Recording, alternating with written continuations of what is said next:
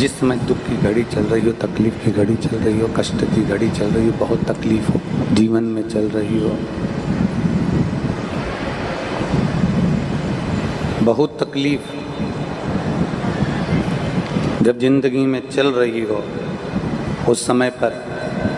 2 बेलपत्र और 2 पुष्प,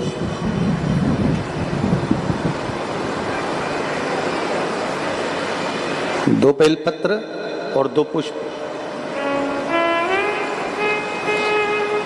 एक पुष्प लाल लेना है, एक पुष्प लाल लेना है और एक पुष्प श्वेत लेना है।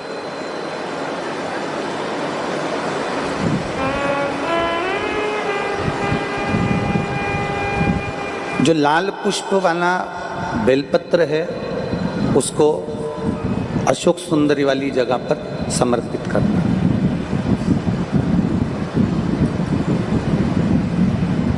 और श्वेत पुष्प वाला जो बेलपत्र है,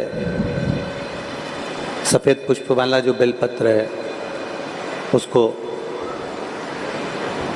भगवान शंकर का जो शिवलिंग है, भगवान शिव का जो शिवलिंग है उस पर समर्पित करना।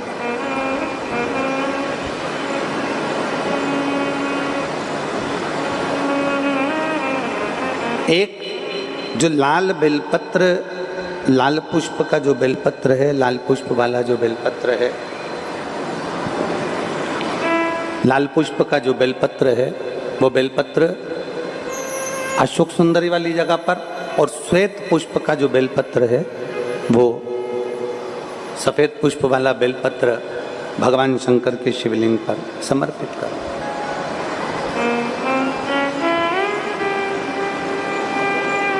अपने दिल की कामना अपने मन से बाबा से प्रार्थना करो, अपने हृदय से भगवान शिव को कहो और दिल से देवाधिदेव महादेव को कह कर आओ, दिल से, हृदय से।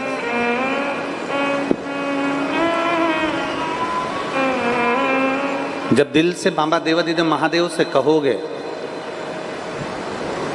हृदय से भगवान शंकर से प्रार्थना करोगे, तो देवाधिदेव महादेव सुनेंगे जरूर। शिव महापुराण की कथा कहती है कि विषम परिस्थिति में, तकलीफ की घड़ी में, विषम परिस्थिति में, तकलीफ की घड़ी में, कष्ट की घड़ी में, विषम परिस्थिति में प्रयास करो कि हम शंकर और पार्वती, शिव और पार्वती को पुकारें। विषम परिस्थिति हम भगवान शंकर और पार्वती जी का स्मरण करें। विषम परिस्थिति में हम देवाधिदेव महादेव और माता पार्वती का स्मरण करें। कई लोग कहते हैं कि गुरुजी हम शिव जी को जल चढ़ाते हैं और देवाधिदेव महादेव को जल चढ़ाते हैं, तो क्या पार्वती जी को भी जल चढ़ाने जाना पड़ेगा? पार्वती जी को भी जल चढ़ाने के लिए जाना है? शिव महापुराण की कथा कहती है, आप अगर हृदय रखकर जड़ ध्यान देंगे, जैसे ये शिवलिंग है, ये जलाधारी है, और अगर आप हृदय रखकर जब हम देवाधिदेव महादेव को जल चढ़ाते हैं, शंकर जी को जल चढ़ाते हैं, और वहीं जल चढ़ाते चढ़ाते आप अशोक सुंदरी वाली जगह अर्थात माता पार्वती जी का हस्तकमल और अशोक सुंदरी वाली जगह पर भी अपने जल को थोड़ी सी धार लगा देते हैं, तो शंकर और पार्वती दोनों को ही वो जल समर्पित हो जाता है। वैसे तो शिव महापुराण की कथा ये कहती है कि केवल एक देवाधिदेव महादेव को जल चढ़ा देने से,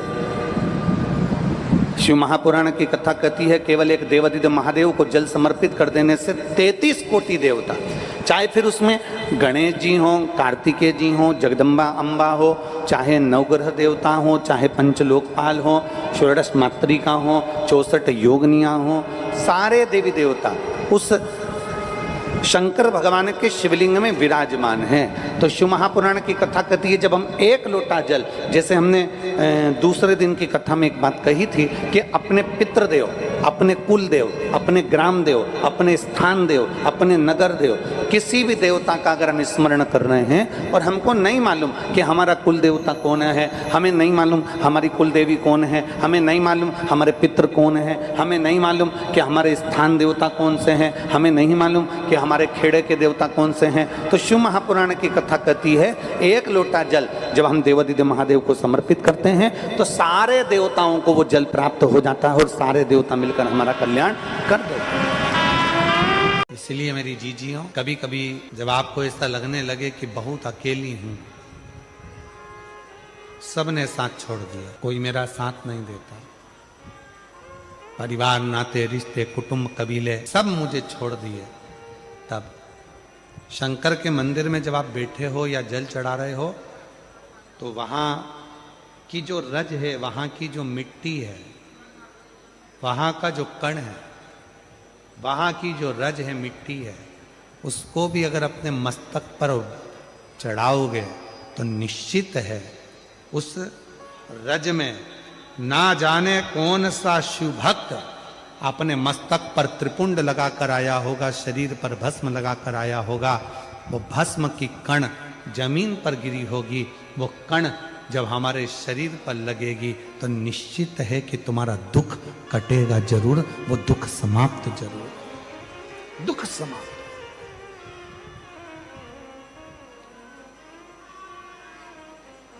वो भस्म चपटी भभूत में है खजाना, जो तन पर भस्म चढ़ रही है। भगवान हुआ क्या, शिव महापुराण में महत्तम में वर्णन आता है, एक देवराज नामक का ब्राह्मण जो कभी ब्राह्मण कुल में रहने के बाद भी ब्राह्मण कर्म नहीं कर पाया,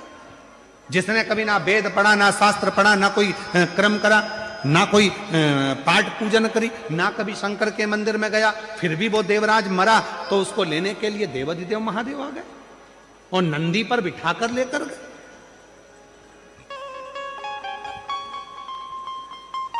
क्यों, किस लिए, क्या कारण था? केवल एक कारण, देवराज नाम के ब्राह्मण की माता शिव के मंदिर में जाती थी, शंकर के मंदिर में झाड़ू लगाती थी, शंकर के मंदिर में पोछा लगाती थी, शंकर के मंदिर में जल चढ़ाती थी, शंकर के मंदिर में जाकर आराधना करती थी। और वो देवराज नाम का ब्राह्मण जो ब्राह्मण कुल में जन्मा था, ब्राह्मण के घर में जन्म लेने के बाद भी ब्राह्मण कर्म नहीं कर पाया, ब्राह्मण कर्म से वंचित रह गया, चोरी करता,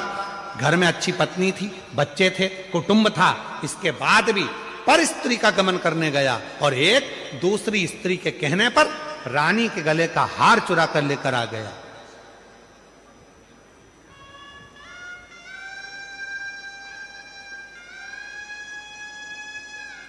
और वो हार जो रानी के गले का चुरा कर लाया,